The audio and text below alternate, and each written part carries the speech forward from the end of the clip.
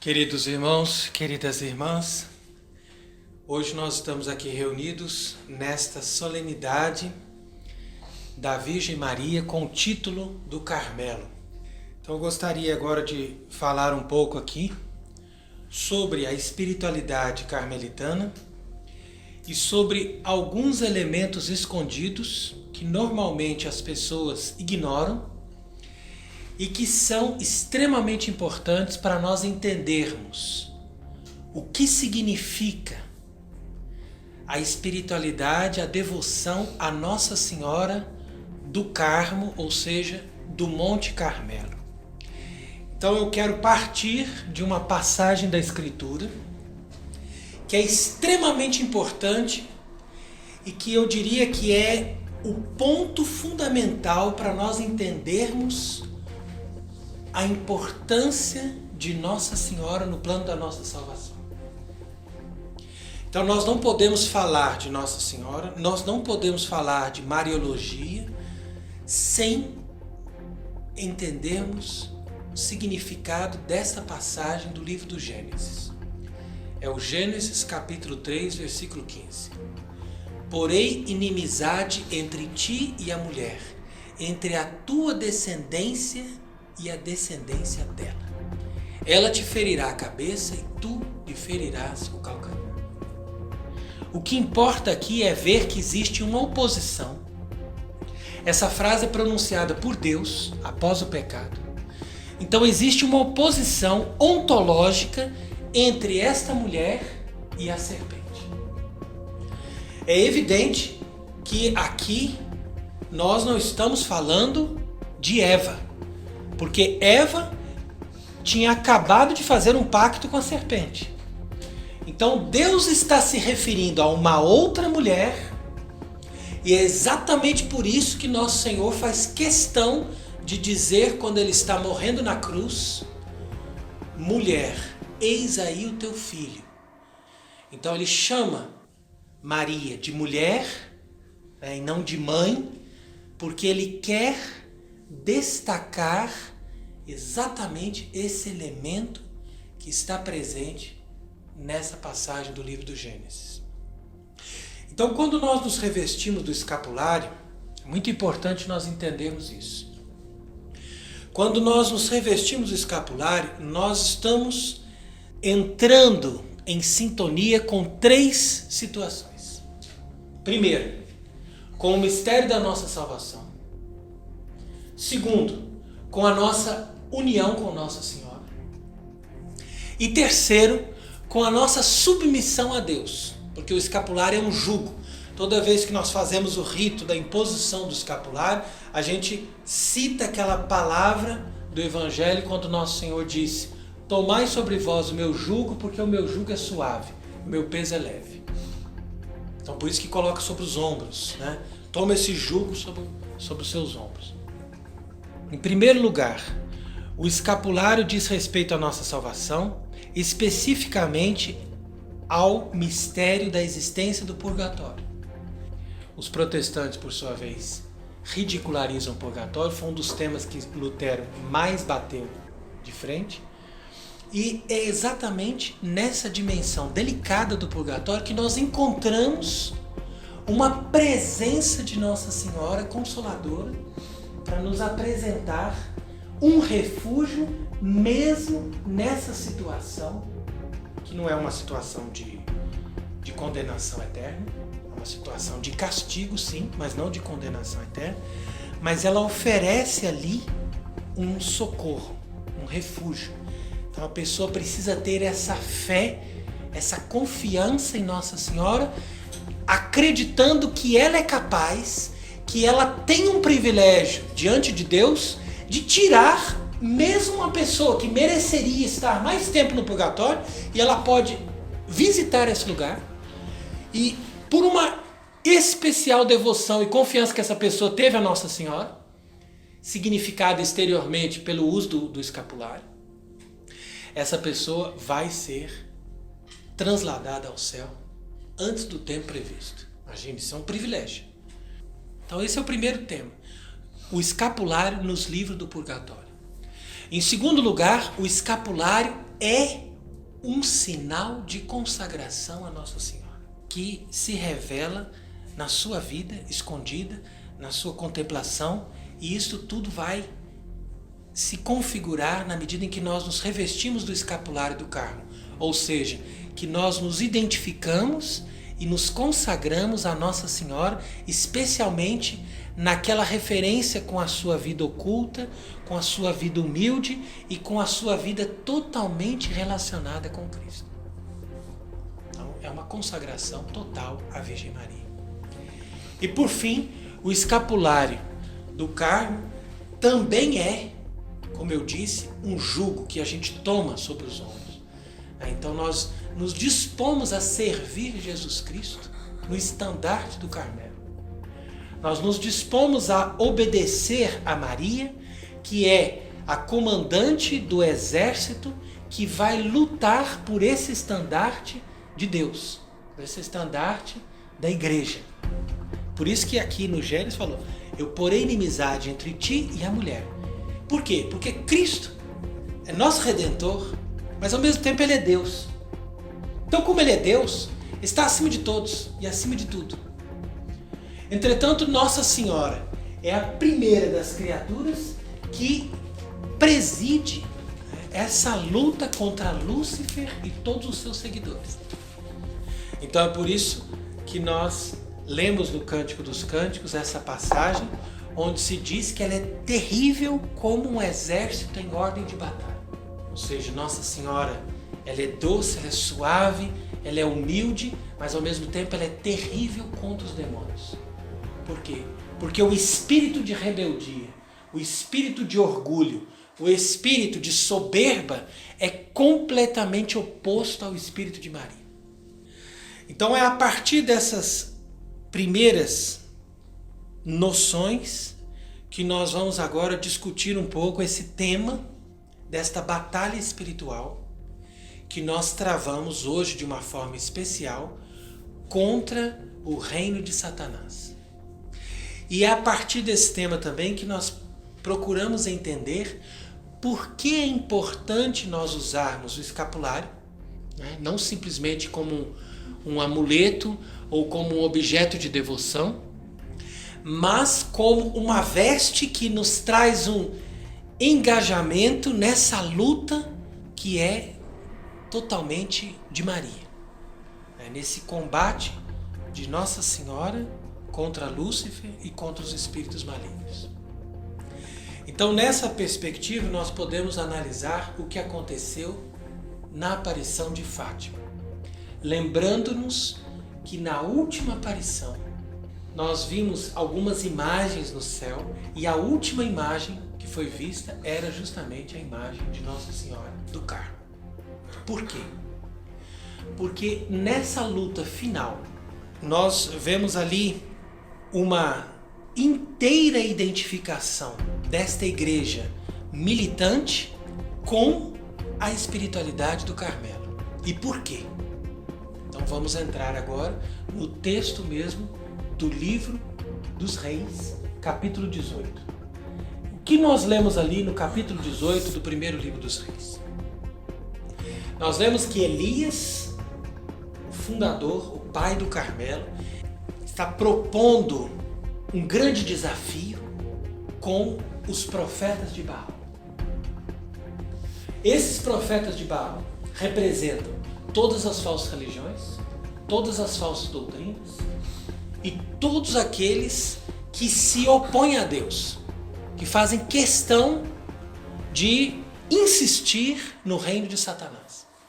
Então Elias faz essa proposição e cada um escolhe o seu novilho, prepara aquele animal para o sacrifício e invoca o Deus que eles acreditam para que venha fogo do céu.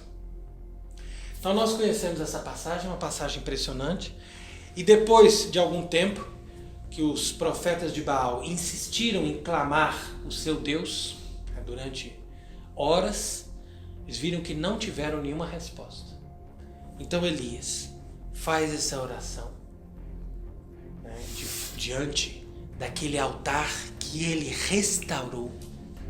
Então isso aqui representa de uma forma impressionante a restauração da igreja depois desse tempo de crise. E ele vai restaurar esse altar, preste atenção, tomando 12 pedras, por causa das 12 tribos de Israel. Assim como nós vamos restaurar a igreja pela doutrina apostólica. São as 12 pedras, quer dizer, os fundamentos da fé católica. E é nos fundamentos da fé católica, ou seja, de uma doutrina totalmente baseada naquilo que os apóstolos pregaram, que os padres da igreja pregaram, que a tradição nos transmitiu, que nós vamos restaurar os altares, quer dizer, o verdadeiro culto. Então não adianta você querer fazer um culto a Deus, vamos celebrar tal missa, antes de você saber em que doutrina você está baseado. Então por isso que antes de Elias fazer o sacrifício, ele restaura o altar com as 12 pedras. Isso significa que a restauração da igreja, ela pressupõe a restauração da doutrina apostólica. E na restauração dessa doutrina é que nós vamos poder restaurar o culto divino, com a verdadeira missa. E ali o verdadeiro sacrifício. Então ele preparou aquilo, encheu aquelas talhas de água, derramou em torno do holocausto da lenha e depois ele invocou a Deus na hora da oblação, que era justamente a hora que Cristo ofereceu o seu sacrifício na cruz. Então a identificação de Elias no Antigo Testamento com aquele sacrifício que nosso Senhor realizaria na plenitude dos tempos no Calvário. E portanto, se Elias estava se referindo ao sacrifício da cruz que aconteceria no futuro, nós, ao celebrarmos a missa, nos referimos ao sacrifício que Cristo realizou no passado. Mas esse passado se torna presente no momento da missa. Então ali ele invoca a Deus dizendo, Senhor, Deus de Abraão, de Isaac e de Israel. Saibam todos que sois o Deus de Israel e que eu sou o vosso servo. Então isso é a base da religião. A base da religião é o quê? É referir-se a um Deus que é o verdadeiro Deus e que nós temos uma referência dele por uma tradição. Essa tradição, Elias a apresenta citando o nome dos patriarcas: Abraão, Isaac e Jacó. Nós, por sua vez, nos referimos a essa tradição apresentando o magistério que a igreja viveu desde os apóstolos até hoje. Então você veja que é preciso você resgatar toda essa tradição e essa história para você ter uma referência do verdadeiro Deus. Quando nós citamos o terceiro segredo de Fátima, que evidentemente não foi revelado, pelo menos na sua integridade, nós estamos querendo dizer que esse segredo se referia com certeza a uma alteração no dogma da fé. É por isso que Nossa Senhora dizia no começo da revelação desse segredo que Portugal conservará o dogma da fé até que, e depois continua. Então quer dizer que o dogma da fé seria alterado. Quando que o dogma da fé foi alterado? Quando, no Concílio Vaticano II, eles assinaram a Declaração Dignitatis Humanae, dizendo que a dignidade da pessoa humana nos obriga a concluir que cada pessoa tem o direito de escolher a sua própria religião. Então, uma vez que o concílio assinou essa declaração, rompeu-se a aliança, declarou-se a apostasia e nós entramos no momento de trevas que Nosso Senhor se referiu no Evangelho de São João, dizendo: chegará o dia que ninguém mais poderá caminhar. Por quê? Porque a luz que a igreja emitia, confirmando sempre a mesma doutrina, foi apagada. Então é uma coisa tão sutil que as pessoas ficam procurando uma heresia, ficam dizendo, mas onde está a heresia do Vaticano II? Será que está nesse documento? Não, é uma coisa muito mais sólida, muito mais profunda. A essência da religião se alterou. Por quê? Porque Deus se revelou exatamente para que nós sejamos obrigados a dar uma resposta para Ele. Se eu não dou uma resposta para esse verdadeiro Deus, então, evidentemente, eu renuncio a esse verdadeiro Deus. E eu escolho um falso Deus. É aqui que a igreja entra na apostasia, porque ela propõe ao homem a liberdade de apostatar, de negar o verdadeiro Deus e de escolher uma falsa religião. Ora, isso nem Elias no Antigo Testamento aceitou. Por isso mesmo que ele fez questão de se referir nessa oração que ele fez em voz alta, diante de todo o povo, dizendo: saibam todos que só vós sois o verdadeiro Deus de Israel e eu sou o vosso servo. Então foi ali, a partir dessa verdadeira fé, que Deus enviou o fogo do céu. Então você veja que, nesse momento, se revelou o poder do Carmelo. Então exatamente ali, no Monte Carmelo, onde Elias realizou este sacrifício, Deus confirmou aquela aliança que ele tinha feito com os patriarcas, que tinha selado com o sangue daquele animal que Moisés imolou diante de toda a Assembleia quando fez a aliança no Sinai, e confirmava tudo isso com Elias, para que ao vir nosso Senhor à terra, no mistério da sua encarnação, nós pudéssemos ter a base da religião pronta. Então Cristo não veio aqui estabelecer a base da religião, nem da moral, nem da fé num verdadeiro Deus.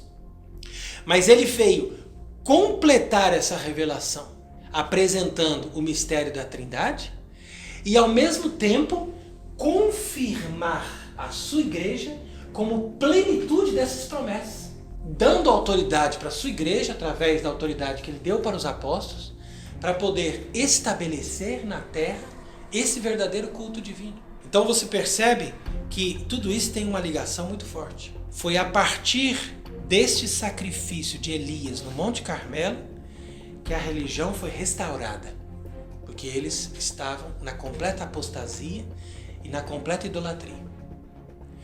Então cabe ao Carmelo, é uma missão do Carmelo e uma missão de Elias, de restaurar a religião que hoje está completamente destruída. Mas essa idolatria que nós estamos nos referindo não representa simplesmente essa entronização da Pachamama que foi adorada nos jardins do Vaticano. É muito mais do que isso. É uma entronização escondida do próprio Lúcifer no subsolo do Vaticano, como rei desta nova igreja, como presidente desta instituição que eles resolveram instalar pela apostasia do Vaticano II. Então tudo isso é escondido, mas isso cada vez vai se tornando mais claro, mais evidente, e as pessoas vão se dando conta. Porque você percebe que depois que o povo reconheceu o verdadeiro Deus, ou seja, que a religião foi restaurada por Elias no Monte Carmelo, Elias subiu ao cume do Monte Carmelo, como nós lemos na leitura de hoje, para implorar a Deus a chuva, porque a chuva representa a bênção para esse povo que tinha aceitado a verdadeira religião, que tinha se convertido. Então, da mesma forma, nós vamos passar por várias provações, por vários castigos, e esses castigos nos levarão a uma conversão e a uma purificação. E depois de tudo isso, com a religião restaurada, nós vamos receber a bênção de Deus. Está figurada por esta chuva que Elias impetrou do céu no Monte Carmelo.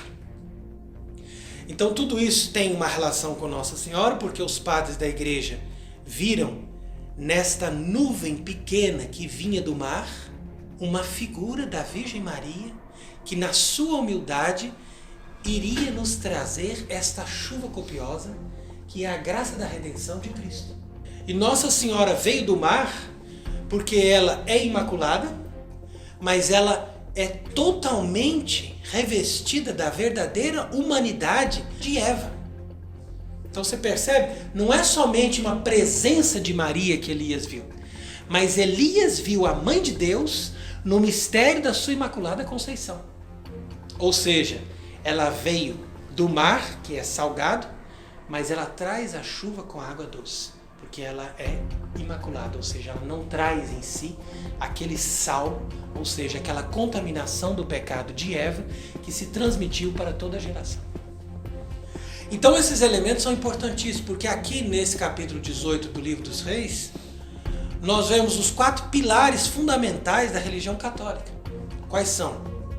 Primeiro, a autoridade, o pilar fundamental da autoridade, ou seja, essa autoridade que tinham os primeiros bispos, que tinham os padres da igreja, ela foi ficando cada vez mais diluída, na medida em que eles se separavam no decorrer da história daquela fonte de autoridade que era o próprio Cristo. E como eles não se referiam mais àquelas autoridades antigas, eles foram perdendo a sua própria autoridade. E de apóstolos e sacerdotes de Deus, eles se transformaram em profetas de Baal. Com certeza eles foram capazes de seduzir o povo, mas a autoridade deles está totalmente baseada hoje no império, ou seja, numa estrutura material.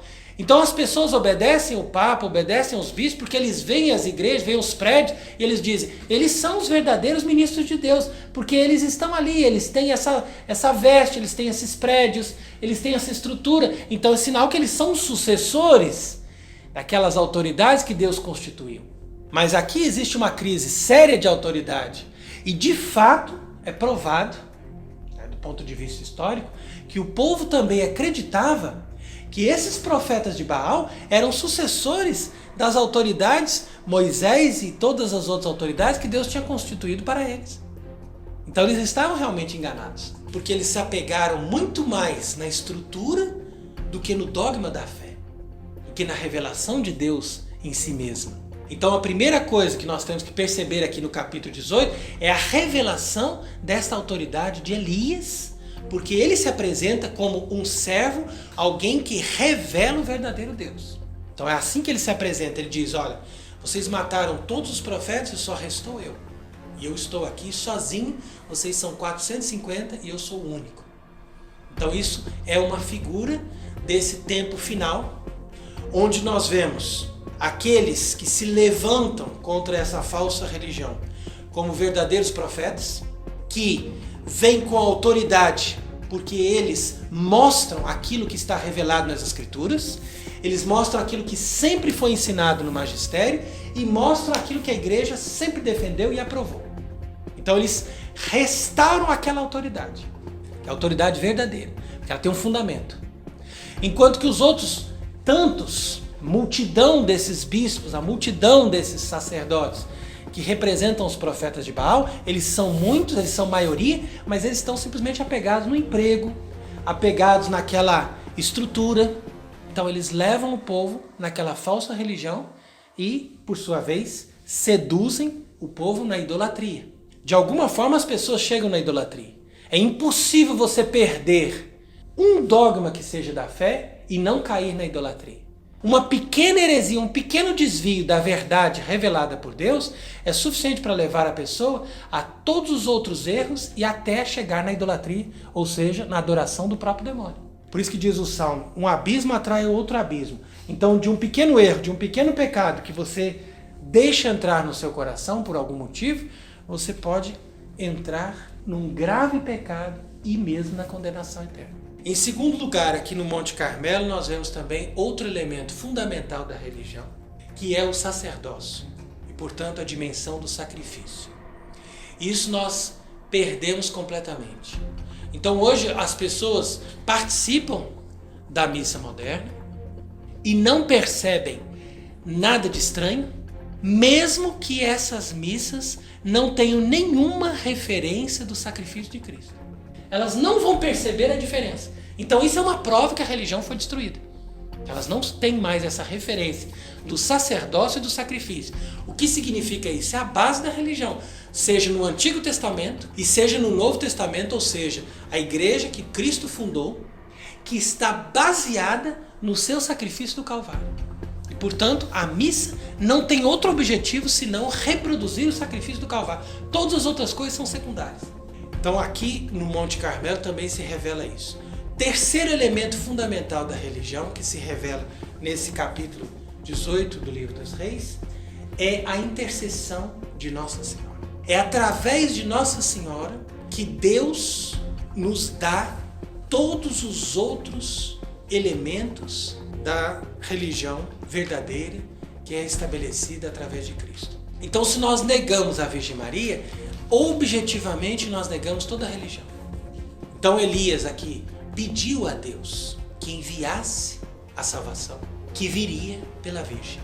Então ele não somente conheceu o mistério da Imaculada Conceição da Mãe de Deus, mas ele conheceu todas as virtudes e todas as graças que Nossa Senhora teria. Tudo isso Deus mostrou para ele quando Elias viu aquela nuvem vinda do mar. Então é por isso que ele pediu para aquele servo que estava olhando em direção ao mar, dizendo: olha 7 vezes. E foi na 7ª vez que ele viu a nuvem. Por que ele diz isso? Porque o número 7 representa o número de Deus, ou seja, o número da perfeição. O número que mostra que uma coisa está completa. Enquanto que o número 6 é o número do homem, ou seja, é um número incompleto de todas as coisas que são boas, mas que pertencem à natureza. Ou seja, até o 6º dia, Deus tinha criado todas as coisas e todas as coisas eram boas. E aí ele cria o homem. Então tudo estava maravilhoso, mas ainda não existia uma relação de todas essas coisas com Deus. Foi no 7º dia, aquele dia que Deus descansou, que Deus entrou em relação com a obra criada. E Nossa Senhora, ela é essa plenitude, ela representa essa plenitude. Nenhum de nós podemos representar essa plenitude, porque todos nós somos contaminados pelo pecado. Então Nossa Senhora, ela faz a ponte entre a criação e Deus.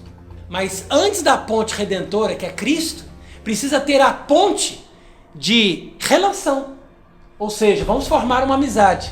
E quem preside essa amizade é Nossa Senhora, porque ela faz parte da criação. Ou seja, ela está lá no 6º dia. Mas ao mesmo tempo ela se lança ao 7º dia, porque ela é a única criatura que nasce sem pecado. E é a única que diz, desde o primeiro instante da sua conceição, eu me volto totalmente para Deus. Nenhuma das coisas que eu tenho, nenhuma das graças que eu tenho, nem a beleza física, nem a inteligência, nem todos os dons que eu recebi, tem sentido se eu não entro em ligação com Deus. Então essa é a diferença de Nossa Senhora. Por isso que a graça vem por essa nuvem vinda do mar. E outro fundamento aqui da religião, que nós vemos aqui que é importantíssimo, é a relação do poder espiritual com o poder temporal. Então você veja que na descrição do capítulo 18 do Gênesis, Acás, que era o rei, ele se conforma à idolatria dos falsos profetas. Mas no momento mesmo que Elias prova pelo milagre a presença do verdadeiro Deus, então Acás, nessa mesma hora, ele se submete a Elias. Então isso é algo fundamental, ou seja, que exista uma harmonia do poder temporal com esse poder espiritual que traz a autoridade de Deus. Então quer dizer que a autoridade do rei, ela foi restaurada na medida em que a autoridade espiritual restaurou o verdadeiro culto. Então é a partir dali que você tem um verdadeiro rei, que baseia-se na autoridade divina. Agora nós vamos partir do livro dos reis para o Apocalipse, porque tudo isso está relacionado na Escritura, ou seja, o Antigo Testamento, o último livro do Novo Testamento e, por trás de tudo isso, a espiritualidade do Carmelo. Apocalipse, capítulo 13. Uma besta com 10 chifres, 7 cabeças, sobre os chifres 10 diademas e nas cabeças nomes blasfematórios. A besta que eu vi era semelhante a uma pantera, os pés como de urso, as faces como de leão. E o dragão deu-lhe poder e o seu trono e grande autoridade. Uma das cabeças estava como que ferida de morte, mas essa ferida de morte foi curada. E todos, pasmados de admiração, seguiram a besta e prostraram-se diante do dragão, que deu prestígio à besta. E prostraram-se igualmente diante da besta, dizendo: quem é semelhante à besta e quem poderá lutar contra ela? Essa besta que recebeu o poder do dragão, é o poder temporal que hoje domina o nosso mundo. É toda a estrutura desse poder temporal, eles são coligados. Você não pode dizer que o presidente da China é comunista, então não tem nada a ver com o Trump, que por sua vez não tem nada a ver com o Macron, que por sua vez não tem nada a ver com aquele outro. Não, todos estão coligados porque eles formam uma grande rede que aqui o Apocalipse chama simplesmente de besta. Todas essas cabeças, esses chifres, esses diademas representam todo esse poder, essa estrutura complexa. E ela tinha sido ferida de morte. Por quê? Porque na Idade Média os reinos cristãos destruíram esse poder temporal que era desvinculado de Deus. Falaram, não, isso não vai existir mais. Nós vamos acabar com isso, nós vamos matar isso. E agora ela foi restaurada. E o dragão deu poder, porque o dragão representa essa força espiritual que está escondida, que nós não vemos. É o poder das sociedades secretas, da maçonaria, de todo esse corpo místico que Satanás desenvolveu no subterrâneo. O Apocalipse chama simplesmente de dragão. É uma força espiritual que está na ciência, que está nas universidades, que está na política, que está na psicologia, que está em todos os ambientes. Não tem um sequer ambiente hoje no mundo que não é preenchido por esse movimento que vem do dragão. E a besta tem toda essa autoridade para fazer guerra aos santos e vencê-los. Porque de fato, desde a Revolução Francesa, que essa besta se manifestou claramente, ela fez guerra aos santos e Deus não socorreu. Eles estão sendo vencidos. Isso está escrito claramente no Apocalipse. É uma permissão de Deus. Mas você vê também uma segunda besta. Então isso aqui é importante. Você tem que perceber a relação das duas bestas. A segunda besta, como diz ali no versículo 11, ela se levanta da terra. Então você veja que uma se levanta do mar e a outra se levanta da terra. Por quê? Porque o mar, como você vê no Evangelho, representa o mundo. São as coisas mundanas temporais. E aquilo que vem da terra, Deus já tinha santificado. É essa a terra. Então essa que se levanta da terra, ela está bem fundamentada no poder espiritual, ou seja, no poder da Igreja Católica. Então essa segunda besta claramente está agindo dentro da estrutura da Igreja Católica. Tinha 2 chifres, como um cordeiro, como as mitras, né, dos bispos, mas falava como um dragão.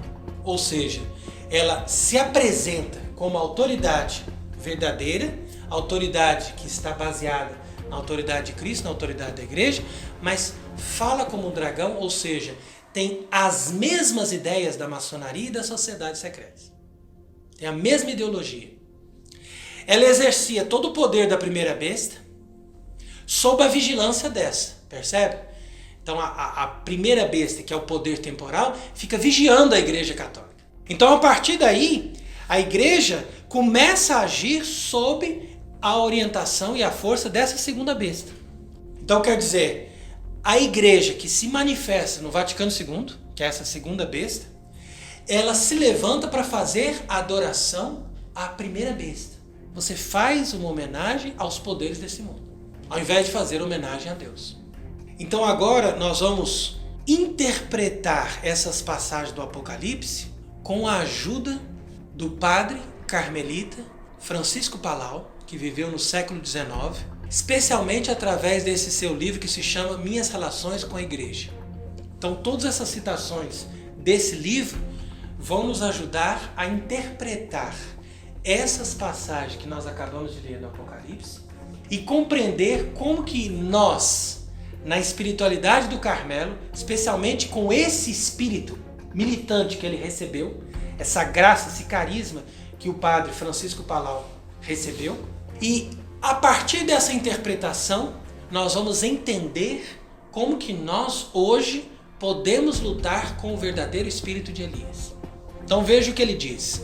Esta segunda besta que saiu do mar, isto é, do mundo, onde se formaram as heresias, cismas, falsas religiões, com o auxílio das más paixões do mundo, ali nasceu, ali cresceu, ali se fortaleceu e chegou a dominar todos os povos, reinos e nações. Ele diz ainda, esta segunda besta são todos os reis que dizem ser católicos e não são, mas reunidos em conjunto com os povos que eles governam, falam como os demônios, ou seja, falam como o dragão. contra Cristo e sua igreja e forma uma liga com todos os demais na guerra contra Deus. A esses poderes representados pelos chifres se reúne toda a massa de cristãos que são cristãos só na aparência, porém na realidade não têm a fé nem a caridade verdadeira. E esses são os que, mesclados entre os justos, lhes fazem uma guerra entranhada, que é a mais cruel, pois vestidos como cordeiros, entram até o santuário de Deus, enchendo este santuário de abominações. E este corpo desta besta que combate na parte de dentro, enquanto a primeira besta combate por fora. Esta besta se renderá aos pés da primeira besta e entregará todos os povos da terra, sem que nenhum escape da sua corrupção.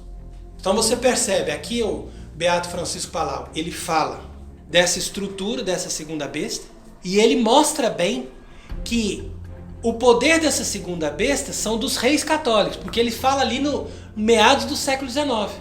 Mas nós percebemos claramente, com o resto da sua descrição, que profeticamente ele já está falando também desses papas que agiram depois do Vaticano II, que representavam Cristo e a sua igreja, mas que falam como dragão, ou seja, contra Cristo e contra a sua igreja. Então é por isso que nosso pai Santo Elias vai descrever toda essa situação que nós vivemos hoje de uma forma impressionante nessa passagem do primeiro livro dos Reis, capítulo 19, versículo 10. Eles destruíram os vossos altares e mataram os vossos profetas ao fio da espada.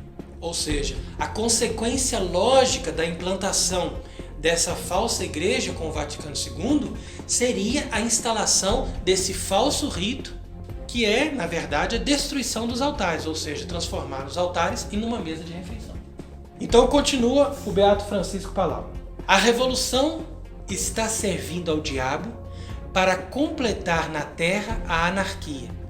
Dissipou toda a ordem nas nações e agora falta o último passo, que é estabelecer sobre essas mesmas ruínas sociais um império, um só império universal, sob o lema uma só religião. Percebe? Então aqui é exatamente o que está acontecendo hoje. Tudo aquilo que ele está prevendo no século XIX, nós estamos vivendo hoje, 200 anos depois. Preparadas todas as coisas, tanto na ordem política como religiosa, moral e espiritual, verão todos os povos da terra com assombro o poder cair nas mãos de um só homem. Deus se servirá deste filho iníquo e perverso para tentar a fidelidade dos escolhidos e castigar os crimes. Satanás e os reis que atualmente governam a terra não podem se constituir com ordem, porque a sua missão é destruir e dissolver. Mas depois de concluir sua abominável missão de implantar tudo que não agrada a Deus e não convém à igreja, cairá num só dia tudo isso pela ação imediata de Deus. Cairá para nunca mais se levantar e sobre as suas ruínas se construirá o império de Jesus Cristo, o verdadeiro rei e legítimo. Veja que frase que resume tudo. Então ele depois continua comentando o Apocalipse capítulo 12, dizendo que o dragão e essas duas bestas são uma só coisa no espírito do mal. Aqui tens o poder do inferno, o poder que está fora do templo e o poder que está dentro do santuário, reunidos numa só bandeira contra Deus e contra a sua igreja. Este dragão representa todo o poder dos demônios reunidos em grupo na guerra contra a igreja. Essas cabeças coroadas são os demônios que atacam, tentam e combatem os reis e os príncipes da terra. E quando os vence com alguns dos 7 vícios capitais, figurados nas 7 cabeças, voltam seu poder figurados nos chifres contra a mulher. Então ele descreve bem que primeiro eles implantam o vício, depois eles promovem a revolução para destruir o poder civil, que é aliado a Cristo e à igreja, e uma vez implantando o poder civil contra Cristo e contra a sua igreja, eles, depois de um tempo, chegam a implantar aquele poder espiritual contra Cristo e contra a sua igreja.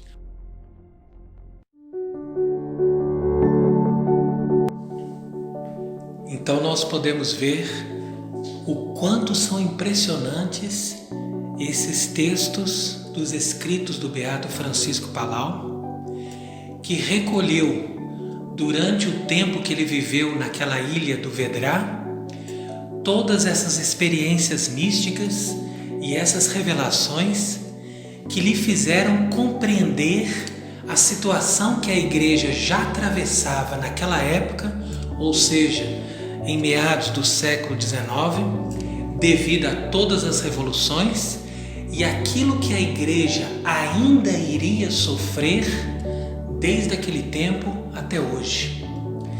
Então nós percebemos uma ligação estreita destas mensagens com a mensagem de Fátima, especificamente com aquilo que nós podemos deduzir deste terceiro segredo que jamais foi revelado.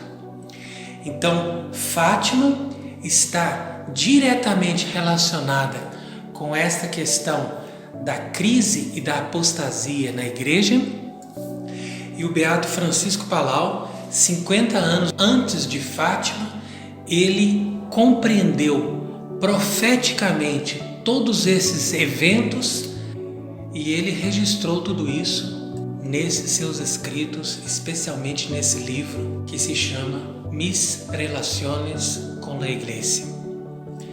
Ora, em 1950 nós sabemos que o padre carmelita Kilian Lynch, que se tornou depois o prior geral da ordem, esteve em Fátima para conversar com a irmã Lúcia e foi visitar o Carmelo de Coimbra e teve também essa conversa na qual ela dizia que, de fato, o escapulário tem uma ligação estreita com a mensagem de Fátima. Disse também, em outras ocasiões, que o escapulário e o rosário são inseparáveis. Portanto, tudo isso nos leva a compreender qual é a grande missão do Carmelo e de todos aqueles que usam o escapulário nestas batalhas finais desses últimos tempos que nós estamos vivendo. Então, a conclusão que nós fazemos, em resumo, é que o Carmelo, desde Elias, foi um grande estandarte para defender as prerrogativas de Deus e a glória do Deus vivo e verdadeiro. E a partir do século XIX, quando nós entramos nesse tempo de revolução, Deus suscitou vários carmelitas que levantaram essa bandeira para sustentar o combate da fé. E um deles que se destacou especialmente foi o beato Francisco Palau, que viveu na diocese de Barcelona. Nessa sua doutrina que nós acabamos de expor, ele expõe essas três entidades que no Apocalipse se chamam dragão, a primeira besta e a segunda besta. Essas três entidades vão formar um só corpo reunido nessa missão de destruir o corpo místico da igreja. É todo o poder do inferno que se organiza para fazer guerra contra os santos de Deus e contra a igreja de Deus.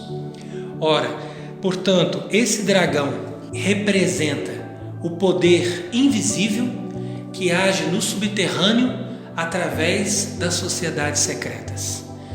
Ele, por sua vez, vai fomentar aquele poder temporal que está fora do templo, ou seja, fora dos ambientes da sacralidade e da religião, formando assim uma política totalmente alinhada com o projeto de Lúcifer para a dominação do mundo, ou seja, para a formação de um grande bloco, de um grande poder submisso ao anticristo, que nós chamamos de nova ordem mundial. Existe, por sua vez, a segunda besta, que é submetida a essa primeira besta, que é um poder que está dentro do santuário, ou seja, dentro dos assuntos da religião, que, por sua vez, se reúne com esse poder temporal, com essa nova ordem para levantar esta bandeira contra Deus e contra a Igreja Católica. Então, nós, advertidos de todas essas profecias, nós que usamos o escapulário, nós que somos consagrados a Nossa Senhora, nós que temos o desejo de permanecermos fiéis a Deus na sua igreja una, santa, católica e apostólica, temos que empreender essa luta com coragem, com decisão, com firmeza, para que nós possamos perseverar, uma vez que estamos conscientes de todos esses inimigos e estamos conscientes também de que Deus nos chamou ao Carmelo para enfrentarmos essa batalha e fazermos com que o nome de Deus seja glorificado. Portanto, não temamos o combate, saibamos lutar com as armas da justiça, da santidade, da penitência, da abstinência e da oração. E assim Nossa Senhora nos dará essa vitória junto com ela para a restauração da Igreja e para o triunfo do Imaculado Coração de Maria. Amém.